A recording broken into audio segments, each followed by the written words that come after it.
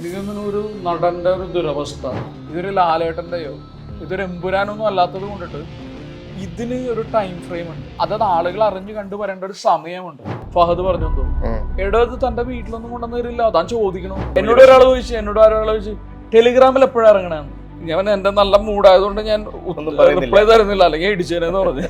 ഇപ്പൊ സംഭവിച്ചുകൊണ്ടിരിക്കുന്നത് എന്താണെന്ന് വെച്ച് കഴിഞ്ഞാൽ ഒരു സിനിമ ആദ്യം 2 ദിവസം കളക്ഷൻ അല്ലെങ്കിൽ 3-ാമത്തെ ദിവസം എടുത്ത് കളയാണ്. ഞാൻ ആ മ്യൂസിയം വെച്ചിട്ട് ഒരു 19 ദിവസം നടന്നു. ഞാൻ പല സ്ഥലങ്ങളും പോകുമ്പോ ആളുകൾ എന്നോട് ചിരിക്കും. അതിനു മുമ്പും ഭയങ്കര ഫണ്ണി അപ്പിയറൻസ് ഒക്കെ ആണല്ലോ. Hello hi yes. അപ്പം നമ്മളിപ്പോൾ ഫോർട്ട് കൊച്ചിയിലാണ്. ഫോർട്ട് കൊച്ചിയിൽ എവിടെയാണെന്ന് ചോദിച്ചു കഴിഞ്ഞാൽ ഇവിടെ ഒരു ഹോം സ്റ്റേ ഉണ്ട്. ഹോം സ്റ്റേ ലോഞ്ച് ആയിട്ടില്ല, ലോഞ്ച് ആകാൻ പോകുന്നു. 3 നിലയുണ്ട്. ഈ ഹോം സ്റ്റേ ആരുടെയാണെന്ന് ചോദിച്ചു കഴിഞ്ഞാൽ നമ്മുടെ സ്വന്തം വിനയ് ഫോർട്ടിൻ്റെയാണ്. വിനയ് ഫോർട്ടിൻ്റെ വീട് ഇവിടെ തന്നെയാണ്, വിനയ്ജിയുടെ തൊട്ടപ്പുറത്താണ് ഹോം സ്റ്റേ. അപ്പോൾ നമ്മളൊന്ന് ചെല്ലാം. അത് മാത്രമല്ല, സംശയം എന്ന് പറഞ്ഞ മൂവി റിലീസാകാൻ പോവാണ് April 3rd വീക്ക്. അപ്പോൾ ആ സംശയം കൂടെ നമുക്ക് തീർക്കാം.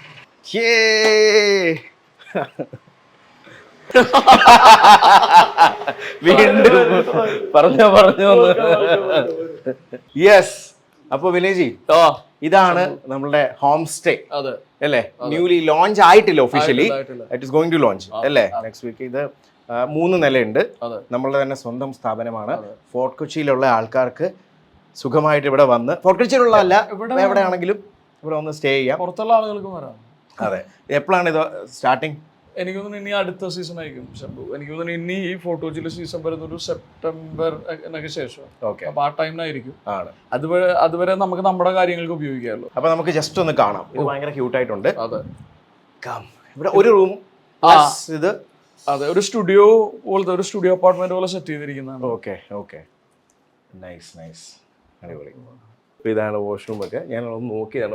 ഭയങ്കര നല്ല സ്പേഷ്യസ് ആണ് കേട്ടോ വാഷ്റൂം ഒക്കെ. അടിപൊളി കലക്കി. ഇത് തന്നെ 3 floors അല്ലേ? അതെ, സെയിം. അപ്പം ഈ ഒരു സംശയം എത്ര നാളായിട്ടുണ്ടായിരുന്നു ഇത് തുടങ്ങണം അല്ലെങ്കിൽ ഇങ്ങനെ ഹോം സ്റ്റേ തുടങ്ങണം എന്നുള്ള സംശയം? ഒന്ന് ഇപ്പൊ ഇതിന്റെ മുമ്പിൽ എന്റെ വീടാണ്.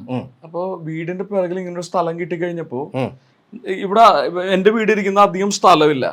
അപ്പൊ വീടൊന്ന് എക്സ്റ്റെൻഡ് ചെയ്യാന്നൊക്കെ ഞാൻ വിചാരിച്ചിരുന്നു. ശരി. പിന്നെ ഞാൻ എന്റെ മോന്റെ സ്കൂളുമായി ബന്ധപ്പെട്ട് ഞാനിപ്പോ കാക്കനാട് താമസിക്കുന്നത്. ശരി. അപ്പൊ അതുകൊണ്ട് ഈ ബിൽഡിംഗ് ഉണ്ടാക്കിയതിനു ശേഷം നമുക്ക് ഉപയോഗിക്കാൻ പറ്റുന്നില്ല. അപ്പൊ അങ്ങനെയാണെങ്കിൽ ഫോർട്ട് കൊച്ചി തന്നെ ഒരു നമ്മുടെ കൾച്ചർ ഉണ്ട്, ഹോം സ്റ്റേ കൾച്ചറുള്ള സ്ഥലമാണ്. ഇപ്പൊ നമ്മൾ ഇവിടെ നിന്ന് ഹോം സ്റ്റേ എന്ന് വെച്ച് കഴിഞ്ഞാൽ ഒരു 500 പേര് കേൾക്കും. അത് ഗൂഗിളിൽ നോക്കി കഴിഞ്ഞപ്പോ ഇഷ്ടം പോലെ നിറച്ച് ഹോം സ്റ്റേ. അപ്പൊ അതുകൊണ്ടിട്ട് അങ്ങനെ ഒരു സാധ്യത ഭയങ്കര. ഇവിടെ ബിനാലെ നടക്കും. ഇവിടെ പിന്നെ സീസൺ ആകുമ്പോൾ ഒരുപാട് ടൂറിസ്റ്റുകൾ ഉണ്ടാവും. അപ്പൊ എല്ലാം കൊണ്ടും നല്ലതാണ്. അപ്പോ പിന്നെ എനിക്ക് ഭയങ്കര ആഗ്രഹം ഉണ്ടായിരുന്നു നമ്മളുടേതായിട്ട്, അല്ലെങ്കിൽ ഇൻ ഫ്യൂച്ചറിൽ എന്തെങ്കിലും ബിസിനസ് ചെയ്യാൻ സാധ്യത ഉണ്ടെങ്കിൽ ഞാൻ കണ്ടിരുന്നത് ഇതൊക്കെയാണ്. ഞാൻ ഇതിൽ ഒട്ടും ഇൻവോൾവ് അല്ല. ഞാൻ ഇതിൽ ഈ പറയുന്ന പോലെ ഇപ്പൊ ഇത് ഫുൾ ഡിസൈൻ ചെയ്തത് എന്റെ ഭാര്യ. ശരി. ഇതിന്റെ കളേഴ്സും ഇതിന്റെ പരിപാടിയൊക്കെ ഡിസൈൻ ചെയ്ത ഭാര്യയാണ്. അവിടെ കുറച്ച് പണി കുറഞ്ഞു കിട്ടി. അവളെ ചെയ്തു. പിന്നെ എന്റെ ഒരു ഫ്രണ്ട് ഉണ്ട്, ഷാൻ ആഡം അസോസിയേറ്റ്സ് എന്ന് പറഞ്ഞിട്ടൊരു കൺസ്ട്രക്ഷനും ഇന്റീരിയേഴ്സ് ഒക്കെ ചെയ്യുന്ന ഷാനുണ്ട്. ശരി. അപ്പൊ ഇവര് രണ്ടുപേരും കൂടെയാണ് ഈ പരിപാടി മുഴുവൻ ചെയ്തിരിക്കുന്നത്. പിന്നെ ഈ പെയിന്റിങ്ങിനെ കുറിച്ച് പറയണം. ഈ പെയിന്റിങ് എൻ്റെ ഒരു അടുത്ത സുഹൃത്തുണ്ട്, അജിൻ എന്ന് പറഞ്ഞിട്ട്. അജിൻ മറ്റേ ചെന്നൈ ആർട്ട് സ്കൂളിൽ നിന്ന് പെയിന്റിങ് കോഴ്സ് ഒക്കെ കഴിഞ്ഞപ്പോ മനോരമ വർക്ക് ചെയ്യാണ്. അപ്പോ അജിന്റെ ഫിഷർമാൻ എന്ന് പറഞ്ഞൊരു പെയിന്റിംഗ് ആണിത്. ഈ ഒരു പെയിന്റിങ് ചെയ്യാൻ വേണ്ടിയിട്ട് അജിൻ ഒരു വെൽ നോൺ പെയിന്റർ ആണ്. എനിക്ക് തോന്നുന്നു അറൌണ്ട് മറ്റേ ലക്ഷങ്ങൾക്ക് വിൽക്കുന്ന ആളാണ്. 6-7-8 ലക്ഷം രൂപക്കൊക്കെ പോകുന്ന പോലത്തെ ഒരു പെയിന്റിംഗ് ആണ്. അപ്പൊ ഇതിന് ഒരു ചെറിയൊരു ഗോൾഡൻ ടിന്റ് ഒക്കെ ഉണ്ട്. അപ്പൊ അജിന്റെ വർക്കുകളാണ് ഈ രണ്ടും. ഈ പെയിന്റിംഗ് ചെയ്യാൻ ഒരു 1.5 മാസം എടുത്തു. അപ്പൊ അങ്ങനെ അപ്പൊ എനിക്ക് ഫ്യൂച്ചറിൽ ഇങ്ങനെ നമ്മളുടേതായ ഒരു സ്പേസ് ഉണ്ടാവുക, അല്ലെങ്കിൽ ടൂറിസം ഭയങ്കര ഇൻട്രസ്റ്റിംഗ് ആയി തോന്നുന്ന ഒരു പരിപാടിയാണ്. അപ്പോൾ ഫ്യൂച്ചറിൽ ഒരു ആർട്ട് കഫേ അല്ലെങ്കിൽ ഒരു ആർട്ട് സ്പേസ് ഉണ്ടാകണം, അല്ലെങ്കിൽ നമ്മളുടേതായ ഒരു ഇതിപ്പോ ഭയങ്കര ഇതൊരു 3 സെന്റ് സ്ഥലത്തിലായി ചെയ്തേക്കണേ. എനിക്ക് കുറച്ചും കൂടി കുറച്ചധികം സ്പേസ് ഉള്ള ഒരു ആർട്ടിന് വേണ്ടിയിട്ടുള്ള ഒരു സ്പേസ് ഉണ്ടാക്കണം. നമുക്കിപ്പോ പല നല്ല കാര്യങ്ങളും സംഭവിച്ചിരിക്കുന്ന കൂട്ടായ്മ എന്നാണ്. ഈ കൂട്ടായ്മ സംഭവിക്കണമെങ്കിൽ നമുക്ക് നമ്മുടെ ഒരു പ്ലാറ്റ്ഫോം വേണം, നമ്മുടെ സ്പേസ് വേണം. ആ ടീമിനെ നമുക്ക് പ്ലേസ് ചെയ്യാൻ പറ്റുന്ന ഒരു സ്ഥലം വേണം. ആ സ്ഥലത്ത് നമ്മൾ റെഗുലർ ആയിട്ട് വരുമ്പോൾ ചർച്ചകളിലൂടെയൊക്കെയാണ് വേറെ മറ്റ് പല പരിപാടികളും സംഭവിക്കും, ഔട്ട്കം വരുന്നത്. ഇപ്പൊ ശംഭു നേരത്തെ ആ മീറ്റിംഗിന്റെ അന്ന് നിങ്ങൾ എത്തിയിട്ടുണ്ടാവും, ആട്ടത്തിന്റെ. അപ്പം ഇനിയിപ്പോ ഏറ്റവും മെയിൻ പരിപാടി എന്ന് പറയുന്നത് സംശയമാണ്. അത് ഈ പറയുന്ന പോലെ സോഷ്യൽ മീഡിയയിൽ ഈ ഒരു കഴിഞ്ഞ 2-3 ആഴ്ചകളായിട്ട് ഏറ്റവും കൂടുതൽ ഷെയർസും പരിപാടികളൊക്കെ വന്ന ഒരു വീഡിയോ ആണ്. ഫഹദും വിനയും കൂടെ ഇരുന്നിട്ട് സംശയം എന്ന് പറയുന്ന ആ ഒരൊറ്റ ഇതിൽ നിങ്ങളുടെ ഒരു പ്ലേ, പല സിറ്റുവേഷനിൽ സംശയം വരുന്നതായിട്ടും 2 ഫ്രണ്ട്സിന്റെ സംശയം. അപ്പം അത് എനിക്കൊന്ന് April 3rd വീക്കിൽ സിറ്റിംഗ് തിയേറ്റർ ആണ്, റൈറ്റ്? എൻ്റെ കഴിഞ്ഞൊരു 1.5 വർഷമായിട്ട് ഞാൻ ഒരു സിനിമയിലാണ് ഏറ്റവും കൂടുതൽ എൻ്റെ ടൈമും നമ്മുടെ ക്രിയേറ്റിവിറ്റി ഒക്കെ ഇൻവെസ്റ്റ് ചെയ്തിരിക്കുന്നത്. അത് സംശയം എന്ന് പറയുന്ന സിനിമയാണ്. സംശയം നേരത്തെ നമ്മൾ ആട്ടം പറഞ്ഞ പോലെ, ആട്ടം കഴിഞ്ഞിട്ടുള്ള എൻ്റെ ഒരു റിലീസ് പോലെ ഞാൻ അതിനെ കാണുന്നത്. നമ്മൾ അത്രത്തോളം ക്രിയേറ്റീവ്ലി ഇമോഷണലി ഇൻവോൾവ് ആണ് ആ സിനിമയിൽ. ആ സിനിമ സംവിധാനം ചെയ്തിരിക്കുന്നത് രാജേഷ് രവി എന്ന് പറഞ്ഞാൽ നമ്മുടെ അടുത്ത സുഹൃത്താണ്. രാജേഷ് തമാശയിൽ അസിസ്റ്റന്റ് ആയിരുന്നു, ആർക്കറിയാമിൻ്റെ കോറൈറ്ററാണ്, വളരെ അടുത്ത സുഹൃത്താണ്. പിന്നെ ഈ ജനറേഷനിലെ സ്ക്രീൻ റൈറ്റേഴ്സിൽ ഏറ്റവും ബ്രില്യൻ്റ് ആയിട്ടുള്ള സ്ക്രീൻ റൈറ്റർ.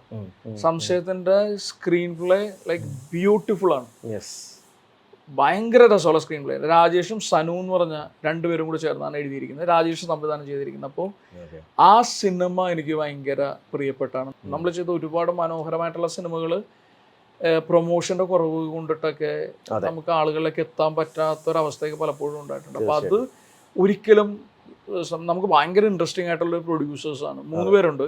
പലപ്പോഴും സിനിമ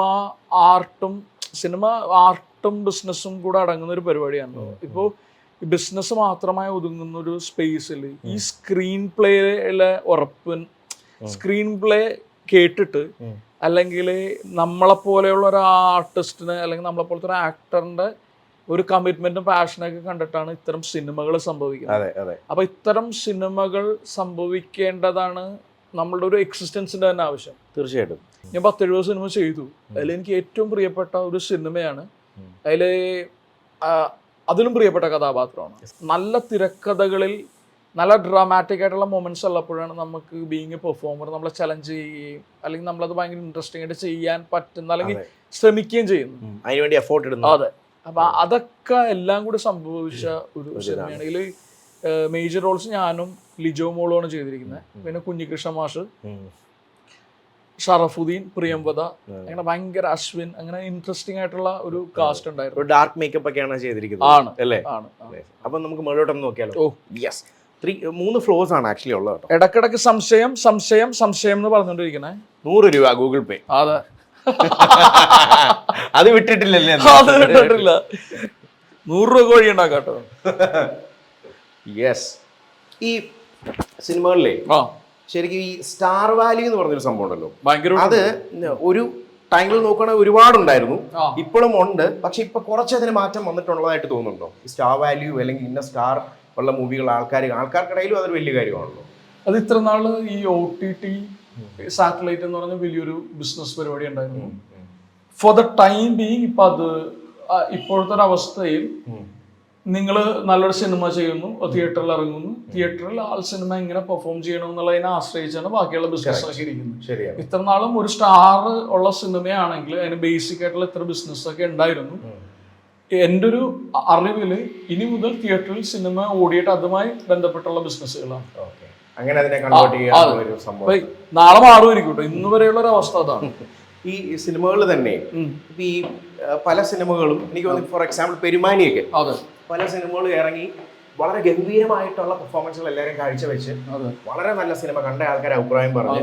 പക്ഷെ അത് ഇപ്പൊ തിയേറ്ററിൽ വേണ്ട രീതിയിൽ അപ്രിസിയേഷൻ കിട്ടാതെ വരുന്ന ഒരു സിറ്റുവേഷൻ, അതൊരു വലിയ ഇത് തന്നെയല്ലേ? എനിക്ക് തോന്നുന്നു ഒരു നടന്റെ ഒരു ദുരവസ്ഥ, അല്ലെങ്കിൽ ഒരു ക്രിയേറ്ററിന്റെ, ഒരു ഡയറക്ടറിന്റെ, അല്ലെങ്കിൽ അതുമായി ബന്ധപ്പെട്ട എല്ലാവരുടെയും ഭയങ്കര ഒരു കഷ്ടമുള്ള ഒരു അവസ്ഥയാണ്. കാര്യം ഒരു സിനിമ എന്ന് പറയുന്നത്, പ്രത്യേകിച്ച് ഇപ്പൊ പെരുമാനിയിലെ കഥാപാത്രം, സംശയത്തിലെ കഥാപാത്രം എന്നൊക്കെ പറയുന്നത് ഒട്ടും എളുപ്പമല്ല. അതിന് നമുക്ക് ഭയങ്കര ഹോംവർക്കും പരിപാടികളൊക്കെ ഉണ്ട്. നമ്മൾ സ്ക്രീൻ പ്ലേയിൽ വർക്ക് ചെയ്യുക, ഈ കഥാപാത്രം എങ്ങനെ ഇരിക്കും, നടക്കും, അങ്ങനെ ഒരുപാട് കാര്യങ്ങളുണ്ട്. അപ്പൊ ഇത്തരം അത് ഏത് ആർട്ട് ഫോം ആണെങ്കിലും, നമ്മൾ നാടകം കളിക്കുമ്പോഴാണെങ്കിലും സിനിമ ഉണ്ടാക്കുമ്പോഴാണെങ്കിലൊക്കെ ഇതിന്റെ ഒരു പൂർണ്ണത വരുന്നത് ഇത് ഏറ്റവും കൂടുതൽ ആളുകളെ കാണിക്കും.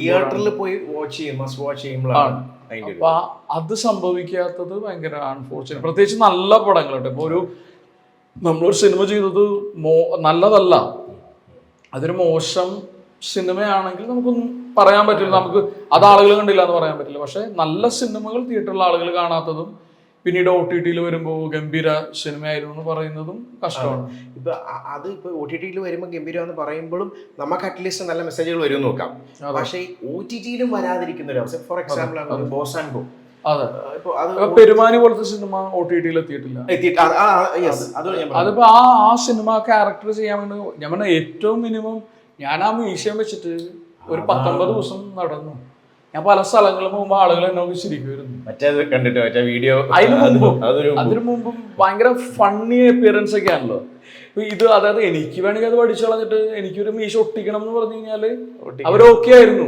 പക്ഷെ നമ്മളൊരു ക്യാരക്ടറിനോടുള്ള കമ്മിറ്റ്മെന്റ് കൊണ്ടിട്ടാണ് അതിന്റെ ഒരു പൂർണ്ണത ഉണ്ടല്ലോ. നമ്മുടെ മുഖത്തൊരു സാധനം ഒട്ടിച്ചു വെച്ച് കഴിഞ്ഞാൽ അത് ഒട്ടിച്ച പോലെ ഇരിക്കും.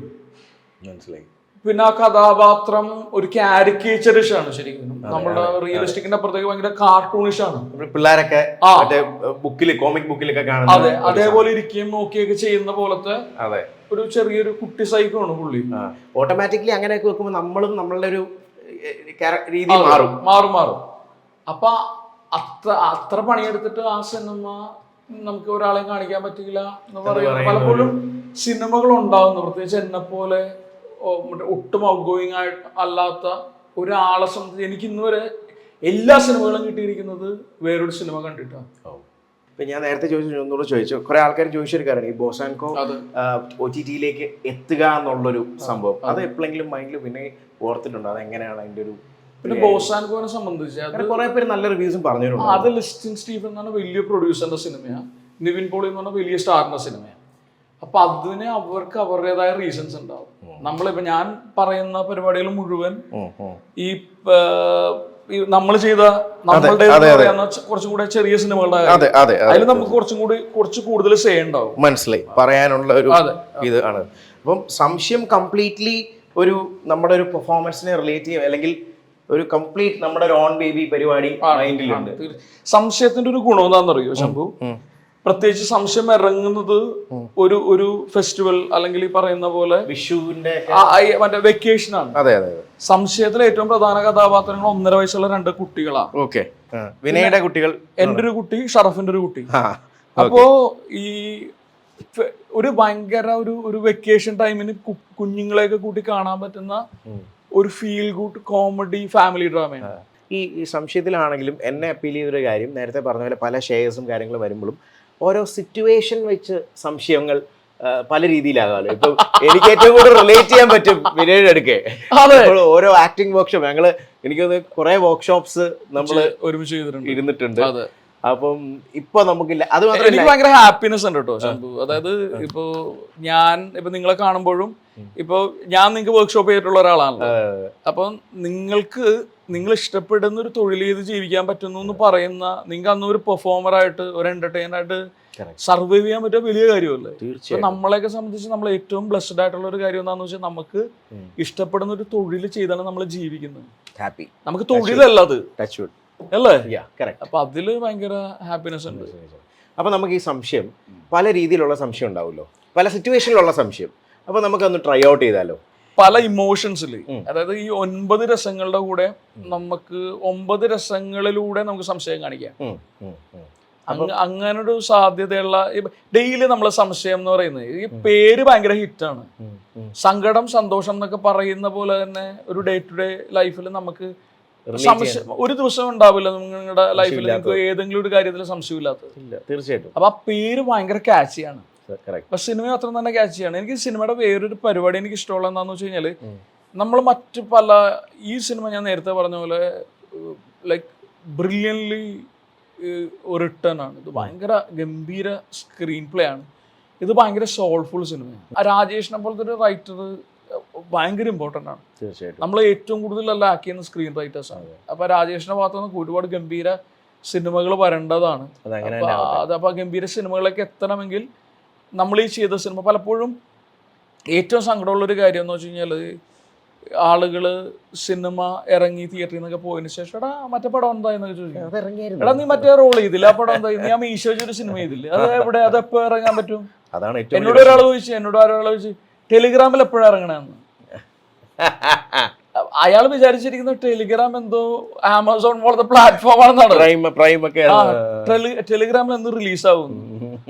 ഞാൻ പറഞ്ഞു ഞാൻ എന്റെ നല്ല മൂഡായതുകൊണ്ട് ഞാൻ റിപ്ലൈ തരുന്നില്ല, അല്ലെങ്കിൽ ഇടിച്ചേനെന്ന് പറഞ്ഞു. ടെലിഗ്രാം ഇറങ്ങി കാണുമോ ആവോന്നല്ലേ. ഇത് ആക്ച്വലി ഇപ്പം വേണമെങ്കിൽ ഇവിടെ എന്തെങ്കിലുമൊക്കെ ചെയ്യാം പരിപാടി ഇതൊക്കെ ഇതുണ്ട്, ഇതിന്റെ അകത്ത് വെച്ചിട്ടുണ്ട്, മറ്റേ ഗ്യാസും അതും ഇതൊക്കെ ഉണ്ട്. അപ്പൊ ഒരു മാസം റെന്റിനാണെങ്കിലും കൊടുക്കാം, സുഖമായിട്ട് ഒരു മാസമൊക്കെ കൊടുക്കാം. ഇതാണ് സ്പേസ്, ഫ്രിഡ്ജ് ഉണ്ട്, അടിപൊളി. അതെന്തെങ്കിലും ഉണ്ടോ? അപ്പൊ നമുക്ക് ഒന്ന് സെറ്റ് ചെയ്യാം. ഒരു 4 ഇമോഷൻസ് സിറ്റുവേഷൻ ഞാൻ തരാം. അതാ ഏതെങ്കിലും ഒരു ഇമോഷന്റെ കൂടെ സംശയം വരുന്നത്. ശംഭുവിന് വേണ്ടിട്ടോ എക്സ്ക്ലൂസീവ്. Okay, done. ഭീതി, ഭയങ്കര പേടിച്ചിരിക്കുവാണ്, എന്തെങ്കിലും ട്രാപ്പ് ചെയ്യാൻ വരുമോ, വാട്ട് എവർ കംസ്. ആ ഭീതി പേടിക്കുന്നതിൻ്റെ ഇടയ്ക്കൊരു സംശയം വരും. ക്യാമറ ബുക്ക് ചെയ്യാം. യെസ്.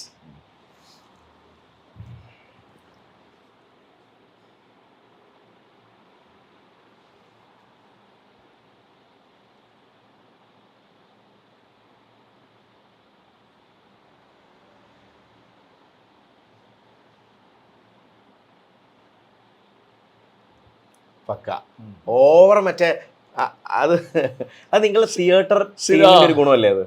തീർച്ചയായിട്ടും. കാര്യം നമ്മൾ ഏത് അളവിൽ കൊടുക്കണമെന്നുള്ള കാര്യം ക്യാമറേന്റെ തൊട്ടടുത്തല്ലേ. ഇതൊരു പക്ഷേ ഞാനിതിപ്പോ ഒരു ഇതൊരു സ്റ്റേജ് ആണെന്ന് ഇമാജിൻ ചെയ്യുക. ഒരു 100 റോ ഉണ്ടെന്നിരിക്കട്ടെ, ഏറ്റവും ലാസ്റ്റുള്ള റോയിലെ ആൾക്ക് വേണ്ടിയിട്ടാണെങ്കിൽ നമ്മൾ ഇങ്ങനെ ചെയ്ത് കഴിഞ്ഞാൽ ആൾക്ക് ഒന്നും മനസ്സിലാവും. ഇനി എക്സ്ട്രീംലി ഹാപ്പി, ഭയങ്കര ഹാപ്പിയാ, പക്ഷെ അതിൻ്റെ ഇടയ്ക്ക് പെട്ടെന്നൊരു കൺഫ്യൂസ്ഡ് ആയി, ഒരു സംശയം വന്നു.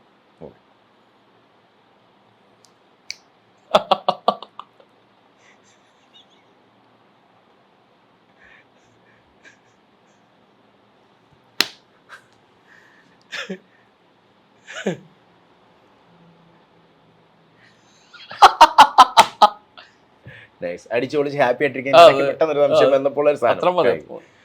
റൊമാൻറ്റിക്, നല്ലൊരു ചെറിയൊരു മഴ, 2 കോഫി, ഇവിടെ ഒരാളിരിക്കുന്നു, നല്ല കോൺവെർസേഷൻ, ബ്യൂട്ടിഫുൾ കോൺവെർസേഷൻ. പക്ഷെ അതിൻ്റെ ഇടയ്ക്ക് സംശയം, പക്ഷെ ആ കുട്ടി അറിയുകയും ചെയ്യരുത് സംശയിക്കുവാന്ന്. ക്യാമറ ഒക്കെ ചെയ്യാം. യെസ്.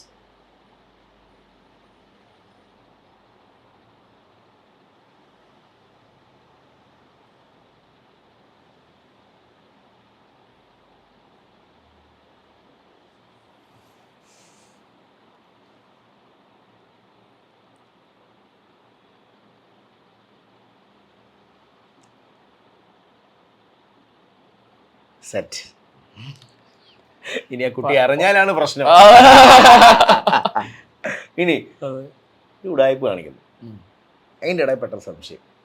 ഓക്കെ, സ്ഥിരം പരിപാടി. അത് ഈസിയാന്ന് എനിക്കറിയാം, അതല്ലേ പറഞ്ഞു. ഇത് ആദ്യം പറയണ്ടായിരുന്നു, പക്ഷെ ശരിയല്ലല്ലോ എന്ന് പറഞ്ഞാൽ ഞാൻ പറഞ്ഞില്ലെന്നേ ഉള്ളൂ. ഞാൻ തന്നെ പറഞ്ഞല്ലോ. അതെ, അത് സ്ഥിരമുള്ള പിന്നെ എനിക്ക് വലിയ സംശയം ഉണ്ടാവില്ല കേട്ടോ. ഉടായ്പാണെങ്കിൽ അത് ഉടായ്പായിട്ട് തന്നെ കാണിക്കാന്നുള്ളതാ. അത് വേറെ അർത്ഥ ഉടായ്പ കാണിക്കാം. ഓക്കെ,